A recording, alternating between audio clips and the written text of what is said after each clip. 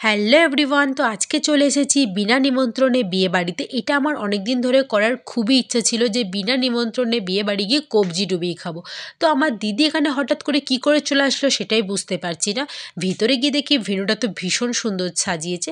তো চলো এবার আমি তোমাদেরকে কিছু টিপস দিই যে তোমরা কিভাবে বিনা নিমন্ত্রণে বিয়ে বাড়ি গিয়ে কবজি ডুবিয়ে খাবে। তার আগে দাঁড়াও, আমি লুকিয়ে লুকিয়ে ব্রাইড আর গ্রুমে একটু ভিডিও ক্লিপ নিয়েছিলাম, সেটাই তোমাদের সাথে শেয়ার করে দিলাম।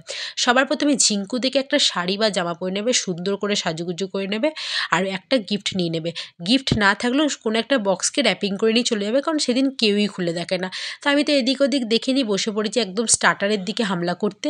তো যা যা আইটেম ছিল সমস্ত কিছু একবার করে ট্রাই করেছিলাম।